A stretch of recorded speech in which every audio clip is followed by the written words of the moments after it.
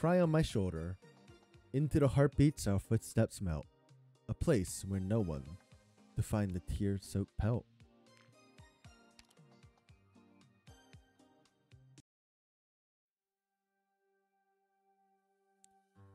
I still don't get it. Why would a lady like you choose to spend your days in a hole like this? Aren't you afraid of the infected? Are the infected not but people saddled with misfortune? Just like this child of mine, yet unborn. Maybe she'll become infected herself, or remain a lucky one who just makes friends with them. Either way, I wish for her to live in a city full of love and goodness. If continuing to mine here will harm the environment, shouldn't we stop? For now, this city can only rely on nature's bounty. Even so, our descendants will definitely carve out a home with their own hands. I hope then that you and I, and all of them, that all of us, will find our own place in siesta. The elderly unhindered by age, the sickly unburdened by despair. That is the siesta of my dreams. That is the siesta I wish for my child to see. Could that really ever happen? Well, let's start with the mines.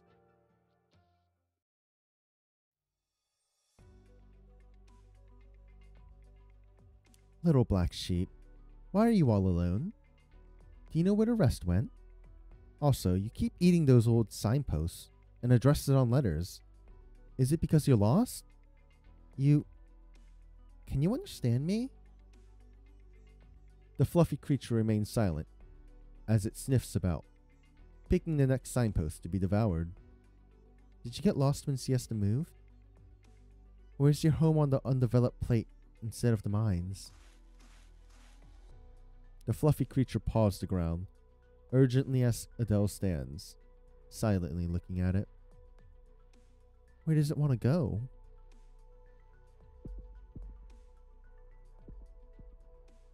Hesitantly, it approaches Adele, pressing its head to Adele's chest, as if listening to her heartbeat. Ba-dump, ba-dump, ba-dump. Not this sound. Not this sound. The fluffy creature lowers its head and continues following the path ahead. Are you looking for your home? Or your friends and family? Do you know where to find them? The fluffy creature turns its head, staring inquisitively at Adele. Adele, where are you? I need you to help me with some data. Can you come to the museum now? Adele looks at the expectant creature in front of her. Professor Keller, I'm sick today. I feel dizzy, and I have a headache too. Also, my legs hurt. I feel terrible. Terrible? Adele, what's wrong? Do you need to go to hospital? Do you need my help? Do you have medicine on hand? How's your body temperature? Are you feverish? No, Professor Keller. I'll be fine. I'm at the hospital right now. With no reply forthcoming, the fluffy creature stomps the ground impatiently and turns to leave.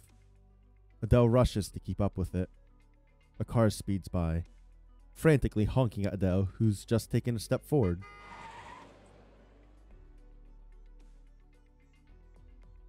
Oh, my ears. Adele? What are you doing here? Weren't you... Professor Keller? I must have been pushing her too hard, if a girl like Adele feels the need to fake an illness to rest. Adele, if you're feeling overwhelmed, you can take a day off to rest. Turning its head to confirm that Adele is no longer following, the fluffy creature skips off and leaves the street. Professor Keller, I want to take some time to relax here.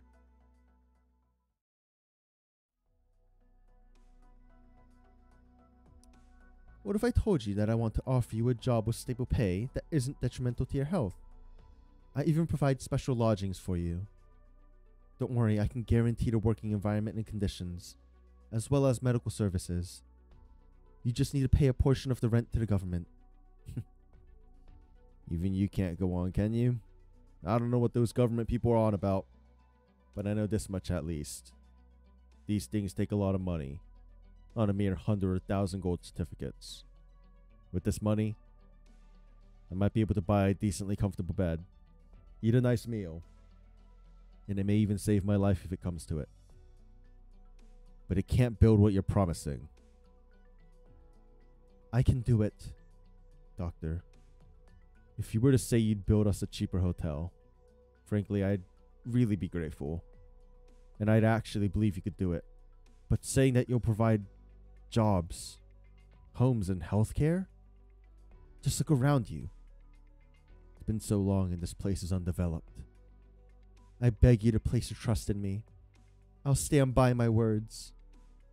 So if there really was a place like that, would you be willing to move there? Would you be happy with it?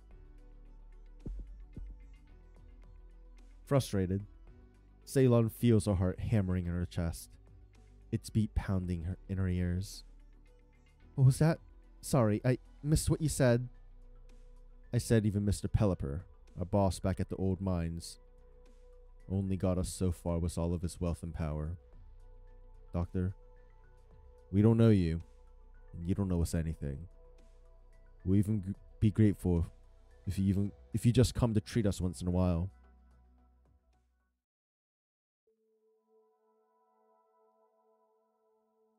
The fluffy creature trots ahead, Adele following closely behind while Keller walks apologetically beside her. After hesitating several times, she slowly opens her mouth. Did you know, Adele? Siesta's layout remained the same even after it moved. There's a coffee shop down the street. Adele continues hurrying along the path without stopping, as if chasing after something. Kadia, Magna, and I met at that coffee shop. Adele stops moving and squints into the distance, trying to spot the shop. Is it that one over there? I can't see the sign clearly. Mockingbird Cafe. Keller sighs in relief and changes her tone. I was just a student back then, knowing little about the world besides what I read in books. Kadia and Magna burned. Two young flames, with eyes even brighter than obsidian. My parents. What were they like back then? Brilliant. Interesting. And very attractive. Of course. Some people thought they were weird. Not professors or scholars. They were more like two vagrants chasing after volcanoes. They liked bright clothes and accessories, believing that they granted courage. They would sometimes camp beside lava flows just to feel the movement. Eh? I thought they'd have banned that kind of thing. They did. They banned me from doing it because I once followed them to collect some liquid from a sulfuric acid pool and accidentally stepped into a pit of boiling water. Kadia managed to drag me out. I hadn't even felt the pain yet, but my shoes had already split like garlic cloves. I gave Magna quite a fright. Even though it was an accident, she kept trailing off after me from then on, fearing that I'd just fall into another hole somewhere when she wasn't looking. The fluffy creature seemed to realize something, turning its head to look Keller up and down, as if worrying for her, butts her ankles and even tries to eat her shoe heels, so she can walk more comfortably. Just like Moody worrying about me getting hurt. Magna, you couldn't compare her care for me to what she felt for you. Sorry. I was lost in thought. After you were born, I came to visit you occasionally. I thought you looked so much like your parents. You doing the same work as them now. Feels like a part of them has never left. That they still remain here. If only they were still here. Following the salty scent of the sea, carried on the breeze, the fluffy creature began scampering away. The towering cranes of the undeveloped lake peek over the horizon as Keller hurries forward and turns her head. Adele! Magna once said, we are like tiny little ants standing on this vast landscape. talking big about how we plan to conquer it. Look at the both of us now, Adele. Two little ants standing here, facing this building dozens of times bigger than us. I used to think that I would be just like before, feeling infinitesimally small and amounting to nothing. But it's only now do I realize some things are too hard to say aloud. Professor Keller, what did you... Nothing. Adele? How can I tell you? You can still see a little bit of the old siesta here. From here. Mount Siesta is over that side. Who knows when it will really erupt? The creature carrying a miner's lamp slows down and stares blankly in the direction of old Siesta. The waves wash over the distant gravel, the surface sparkling like brilliant gems. Once it erupts, once the museum is ready, my work will finally be done. I'm sorry, I've taken up so much of your time, Adele. It's alright, Professor Keller. There's no one else who can tell me about my parents anyway. I'm really happy to know these things. Keller stands up and brushes the dirt off herself. Are you leaving now? Maybe I need to buy some courage. Like in that dream you mentioned. Goodbye, Adele. See you tomorrow. Rest well, and don't tire yourself. Adele glances at the creature still staring blankly at old Siesta. Bye, Professor Keller. The fluffy creature stands motionless on the beach. Did you find the place you were looking for? Adele sits down next to the motionless creature. Let me guess. You're a miner who wanted to return here? The creature shakes its head from side to side, pulling its gaze from the ocean to Adele opposite itself. Its clear eyes look up at her. It chews on an old signpost as it steadily paws at the ground. Ba-dump, ba-dump, ba-dump. Slowly, it turns to leave the area. No?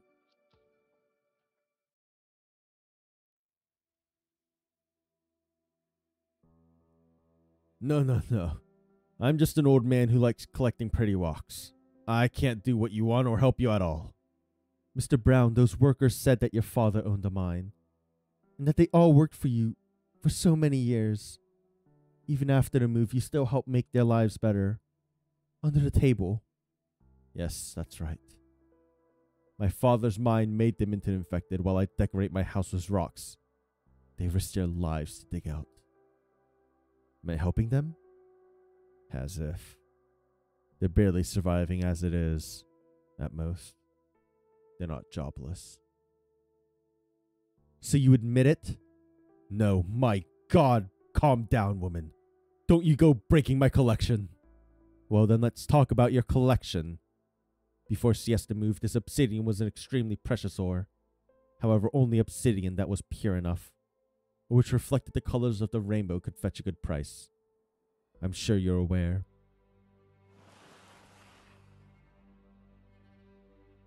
Ceylon bends down and drags out two boxes of ore from behind the cabinet.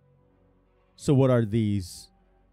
Why would a collector like you have crude, impure obsidian like this? Exactly like the obsidian the workers squirreled away. What would you know?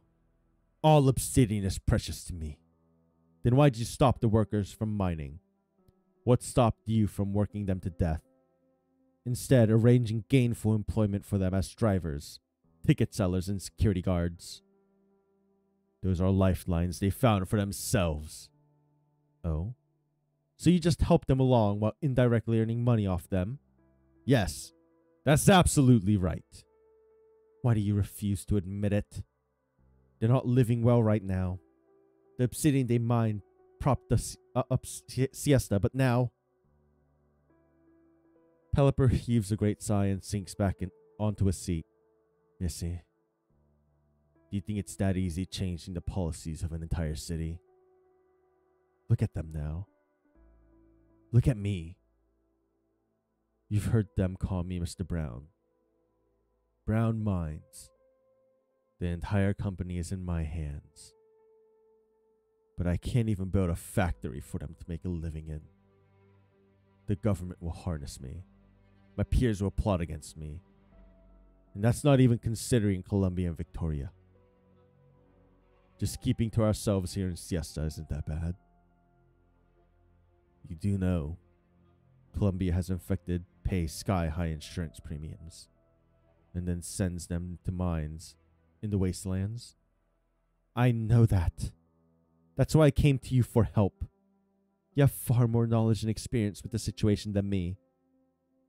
If Colombia uses the infected question to attack us, we can just build our own place for infected first. If your peers begin plotting, we can try to negotiate with them. There must be something we can do. You can't just hide away in this hot spring hotel forever. What would that accomplish?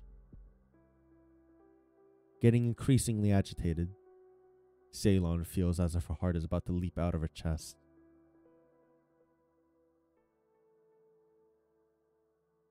This is the best leverage for Siesta to negotiate with Colombia right now.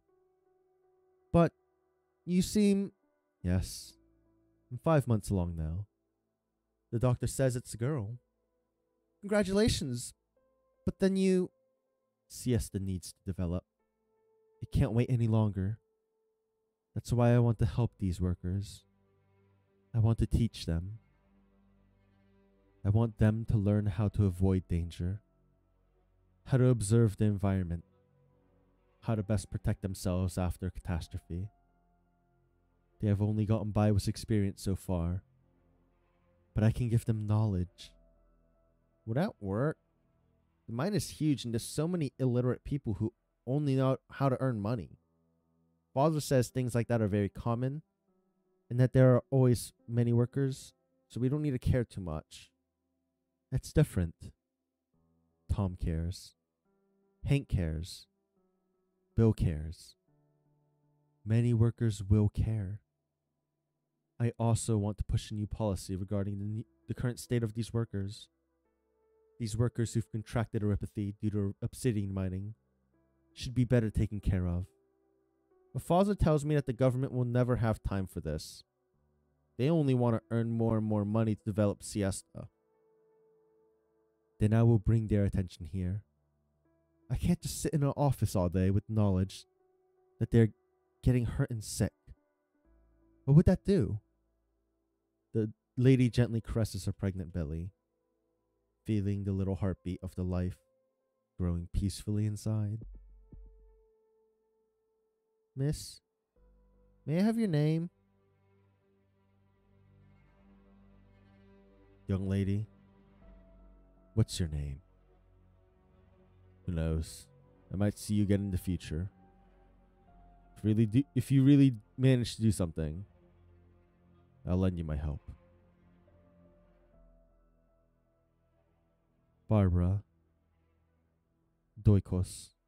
You can call me Barbara. Ceylon. Ceylon Doikos. Alright. I remember. Wait. Doikos?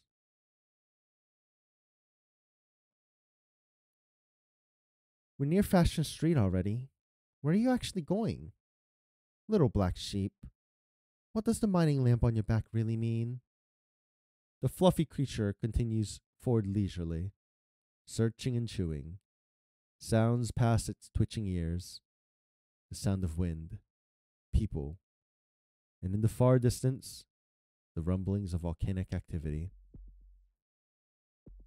Sounds like sparkling thunder resound in its ears, overwhelming the sounds of geologic activity and flowing magma.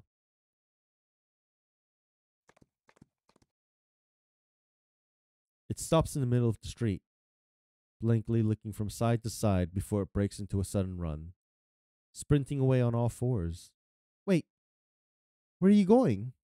Did you find it? It's here?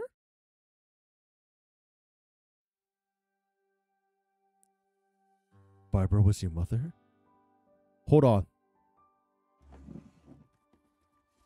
Wait, this. Standing on a chair, Pelipper retrieves a delicate box from the top of the cabinet. Behind the glass cover, a large uncut geode lays there, obsidian crystals sparkling. No, wait. I should call them over. They were the ones who left this with me. Tom, Hank, and Bill. I need to get them all here. Yes. Barbara was my mother. Mr. Brown. What is this? Who is Tom, Hank, and Bill? Ceylon Doikos. This is a gift that those workers prepared for your mother. A long time ago. To celebrate your birth and express their gratitude. A gift for mother? My mother? In the end, she wasn't able to receive the gift. I'll explain it to the old men when they get here. I want them to see me hand this over to you. Your mother. Ba-dump.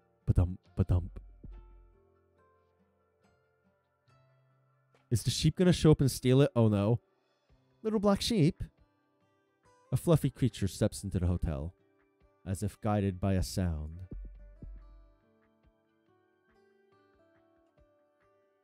The sound is coming from a lady, her chest heaving from agitation. The heart is beating. With each beat, it transports blood all over, across all four limbs. It carries nutrition from the mother's body, all the way to the slumbering little infant. That tiny little heartbeat has grown up. The fluffy creature rests its head on Ceylon's chest. Ceylon doesn't see anything, but she feels a sudden warmth. It's heavy, as if something has fallen into her lap. Ceylon? Ayafliala? Ceylon suddenly feels as if she can see something. Something growing heavier in her lap. A little sheep gradually appears before her, its head leaning on her chest, as if listening to something. Ba-dump, ba-dump. Ceylon's heart is beating violently, making thundering sounds that only she and the little sheep can hear. She sees the little sheep, lightly nosed geode, before bumping her forehead with its own. This is the little black sheep. She's no longer lost. She seems to have found what she's looking for. Lost? Don't drop that geode. If it shatters, I'll be done for. The little sheep nimbly leaps from Ceylon's lap and disappears into the mist. Ayafiala? What was that? You saw it, didn't you? It's a farewell, I guess. A farewell and a reunion.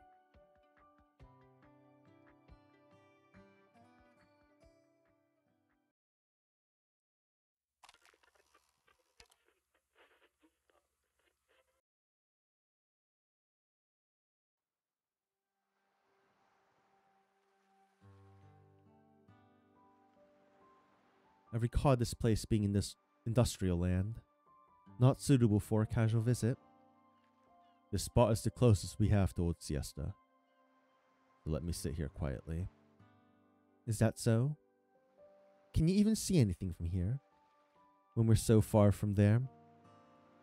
Rhodes Island's office should be pretty close to City Hall. It's been 2 months since you've returned, and you still haven't paid me a single visit. Shouldn't the mayor be swamped with work this time of year? How would you have time for family? When you're free, you should go stroll around the streets, listen to the people grumbling about you. Then you'll understand how you've been doing. There are many things that I could have done a better job with. As a siestan, I want to ask the mayor a question. Why have all the volcanoes, coasts, culture, and the music we're so proud of completely vanished? Why are there so many people struggling to integrate into their new lives? Why doesn't City Hall do anything to help them? I want to pin the blame on City Hall too. They should have prepared for the move sooner. But as Herman Doikos' daughter, I still have to say this. It's been hard for you, Dad. When it came back this time, I planned to help Rhode Island establish a branch office here. But I understand the infected in Siesta are facing some extra challenges right now. Columbia's pedantic word game with their laws is just another card for them to play. They don't care about the lives of these few infected.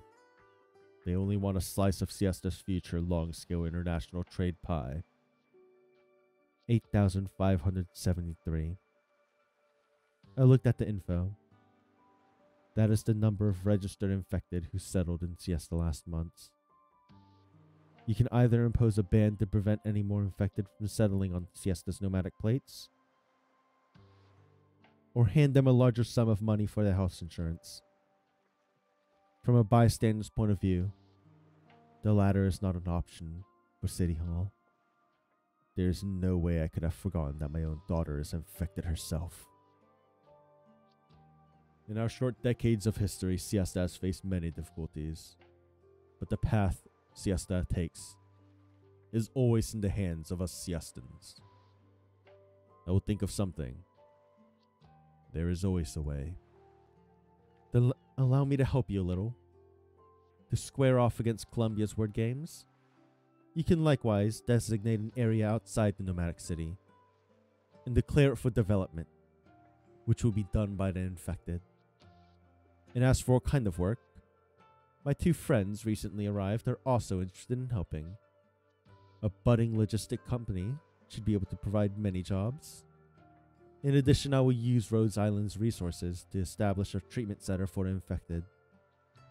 This is something I've always wanted to do, for Schwarz's sake, and for many more innocents besides. I'm not just someone who needs your care. I'll find my own way to protect Siesta too. I seem to remember my daughter not having a degree in politics. I guess I've been unwillingly influenced. That's all. Politics is no simple thing, but I'm happy to hear that you have such thoughts. I'll earnestly consider the infected treatment center you mentioned, and I'll continue cooperating with Mountain Dash Logistics. Ever since you became mayor, Siesta has been relatively relaxed towards the infected. Some people say you're just putting on a show to win the miners' support. Others say you're just trying to make money from tourism. And now, I'm more inclined to believe that the things you've been doing are related to Mom. When did you find out? Just earlier. I heard a little story about her. You've never taken the initiative to tell me those stories, and rarely ever actively bring up Mom with me. Barbara was a Victorian. To the Siestans of the time, Victoria, who wanted to annex us, was our greatest enemy. I was busy with Columbia and Victoria of diplomacy, but I never dared to let anyone know that my wife just happened to be from Victoria. But Barbara never took it to heart. She had her own things to do. She said she was protecting the city in her own way. And you too. Protecting the city in her own way. You never lived a day of your life with her. But what you said just now is exactly the sort of thing she'd say. She was a great woman, and she had a great daughter. Thank you, Ceylon.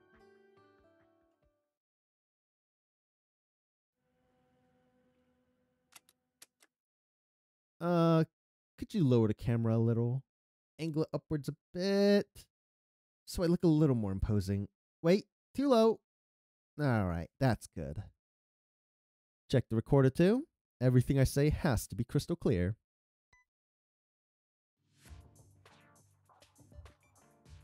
Hello, Mr. Adam Swire. As always, I first wish you good health. By the time this disc reaches you, I should have completed both my siesta trip and all the business objectives I sought to accomplish. Perhaps you may still take this as a child's folly. No. Your insight must have recognized the value of the city, the value of a free and independent entrepot? I've known from my first day here in Siesta that I've been tailed by some of our people watching my every move. Perhaps at your behest, or perhaps at that of your other heirs trying to obstruct me. But that no longer matters. I've long since realized that trying to read your mind is a laborious and pointless endeavor. But if you are the one standing opposite me, then I've won this time.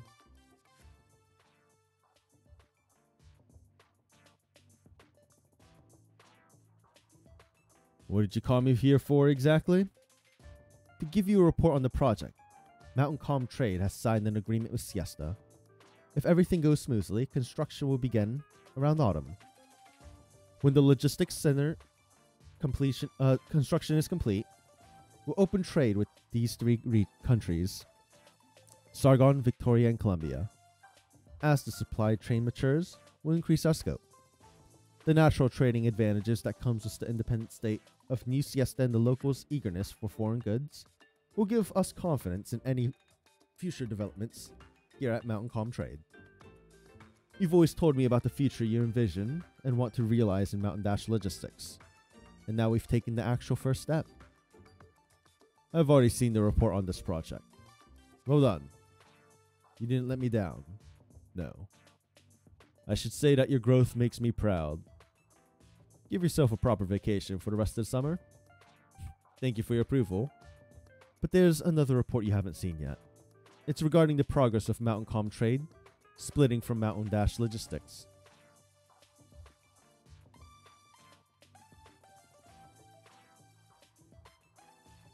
From now on, Mountain Calm Trade will cease to be a subsidiary of Mountain Dash Logistics. And the series of projects we'll do for New Siesta's core development will have no connection to Mountain Dash Logistics. Do you understand what you're implying? As president and CEO of Mountain Dash Logistics, you will no longer have any right to interfere in Mountain Calm Trade's affairs. Mountain Dash Logistics will need not bear any of Mountain Calm's trade's liabilities or responsibilities. Of course, making such a decision without you in the loop has its uncertainties in the process. If you don't agree with my decision and follow up with legal action, I'm afraid I'll be in a lot of trouble. What I want to know is, why do it this way? Isn't this a step you've always wanted to take? Not having to care about the constraints of the federations of enterprises? Letting Mountain Dash Logistics make an actual change across the land? You really have surprised me. It seems you've mustered the strengths to do this. Of course, I found a reliable business partner. The last few days of the Siesta holiday have shown me what a young and yet vibrant city it is. Its use carries with it plenty of problems though. But it is precisely because of its use that it holds unlimited possibilities. In fact, there's a question I've been thinking about for a long while. Just how is it that you, an old man on his way out, are able to keep an iron grip on the many faces in the family with their own clandestine agendas? I thought and thought before I finally came to a conclusion. You've allowed yourself to become a symbol. No one knows your true intentions, nor do they know whom amongst them has your confidence. This fear of the unknown leaves them with only one option: to acquiesce to you. This is how you've manipulated the Federation of Enterprises and even Lungmen's economic lifelines for so many decades. I may not ever manage to learn this trick of yours, but such a style of control always meets its end. How would a Federation of Enterprises cope without the leader when you're gone? How many of them will take advantage of the chaos to recklessly reap personal profit? I think that's something you wouldn't want to happen either. Perhaps you still have faith in your own personal physician, but as the soon-to-be commissioner of Lungmen Guard Department, and also as a part of the younger generation, I must make plans for a Lungmen future without you. The Lungmen Order can't rest in the hands of just one person. If I hadn't become a messenger, I wouldn't have known about the various differences between the many countries and regions on this great land. The vast distances in between make communication difficult. and cause the different cultures to grow into their own distinct styles. So when someone builds a bridge between these countries and regions, it's bound to trigger drastic change. Many people instinctively fear this sort of change. Some prefer to stay passively conservative. Others look to take advantage of the turmoil for personal gain. But the act of changing the landscape itself surely has a positive significance to it. This is Mountain Dash's ambition, and also my own as a messenger. I've never regretted becoming an LGD superintendent, but in the past few years, I've realized that I can do more than just maintain Lungmen's security. I also have the power to help build it. The cooperation with Mountain Trade is my bargaining chip. I believe international trade will be an indispensable part of Lungmen's future economic market. And at that moment when they're all staring emptily at the legacy you've left behind, I will use my own means to secure a seat in Lungmen's Chamber of Commerce and lead a new order.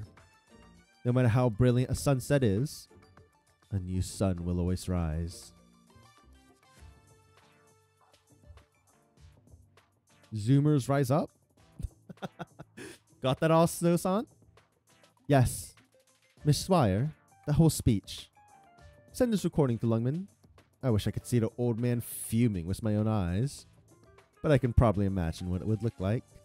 I wouldn't be surprised if all my cards were frozen after a while. Really? Then, will we be stuck here?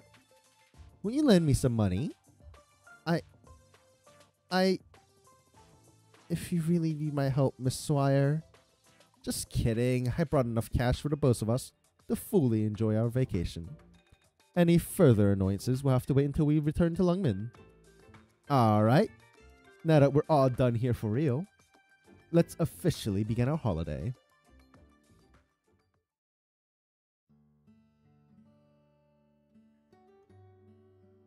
You should just give up on straightening that parasol. The sky started turning dark by the time you brought it up. There's no more sun to block anymore. We gotta get the grow we used in our old shop up and running. It's almost been a year since we set up a booth, but it's definitely gonna be popular today. Sandworm legs? But no one supplies that nowadays. I found the seller at the fair earlier. I kept some for you in the fridge behind the guitar. Really? Awesome. Whew. Mr. Tom, I've got your cold drinks here. Anything else I can help you with? Thank you so much, sweetheart. You've been so busy helping me with so many things. Here, this cone is for you. Thank you. Are you guys going to sell barbecue again? It's for a party tonight. A party? Why haven't I heard of it? Let's all meet up before everyone from the shopping district moves. We won't know when we'll be able to see each other next, or when we'll open another shop. Be careful with the fire, everyone, and stay safe. Don't go too close to the beach at night. I'll do my best with anything else that needs doing. Didn't you come here for a vacation, Miss Swire? After spending a few days here, I think it's more fun this way. Hello? May I know how much this harmonica costs? You can have it if you like, but if you want an instruction book or something, then I'll take some of your money. That's how I make sure people who buy instruments learn to play them. Do you know how to play the harmonica, sir? What's it like? Of course I do. The feeling of playing the harmonica, huh? It feels like the wind. When it blows through the leaves and they make that rustling sound, it feels like stepping on a beach with the seawater slapping the sand around. That's what it feels like. You'll know it too when the smoke from my grill rises and the strings on my guitar move. Come, eat anything you want. Feel free to bring your own meat too. I can help you grill it. Hold on, I have some leftover streamers from the time I moved out. Just wait a sec while I bring them here. Wait, I'll come too.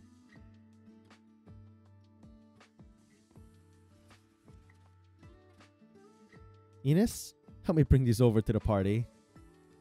Oh, aren't these wine bottles from your collection? Feeling generous today? Just treat it as a goodbye to the shopping district. An old siesta too. When I was a kid, the adults used to say that the volcano would erupt one day. And now, we're really leaving this beach and moving to a new home in a nomadic city. All homes end up demolished someday. Even this magnificent, sturdy nomadic city has no way to live longer than that volcano. Now that the volcano is waking up, Siesta can't sleep in anymore. We should just move along with the nomadic city. That's pretty transparent of you. So, are you still sad to leave the shop? What difference does it make? Even if I know there's no choice, I still have to prepare my goodbyes. I think about that a lot. I still can't figure it out. I don't know where's the most meaningful place to be. If I go, then does that mean... When I was your age, I wasn't thinking so much about such things. My head was full of places I wanted to run off to. I wanted to get to know all kinds of people, play all kinds of rock music, learn local languages, and figure out how to fit them into a song. You know yourself. It was those days that I met Chuck in Siesta. He wanted to see the beautiful white volcano people kept talking about. But we spent months wandering the beach and volcanoes with no luck. And just as we were about to leave Siesta to continue chasing the legend, we found a corner of the fashion street. A baby sleeping soundly. So we stayed in Siesta, opened the bar. Chuck continued his travels while I decided to hang back and see what this kid would grow up into. And here we are. If we hadn't found you, the white volcano would have just been a name on a legend. Later, we adopted Loot and then Liv. You've all been growing up, and you've also stopped laughing as much as you used to. But on that day of the trade fair, all the surfboards from the shop disappeared, and the three of you looked so flustered, drenched in hot spring water. But you looked so happy. To tell you the truth, I was happy too. In that moment, I was thinking it'd be nice if some of these changes let our family stay as happy we've ever been. After all, I care more about you kids than the white volcano. I also want to wait until the white volcano's done renovating. Then I'll leave it for now. Our old friends can't wait any longer. So go bring the booze over, Enos. It's fine, kiddo. No need to worry about me. Whether you want to stay here or go see what's beyond Siesta, whatever your plans, just go for it. Like when I did when I was your age. If you wait till the strings are loose, you won't get to play the songs you want to sing. Enos?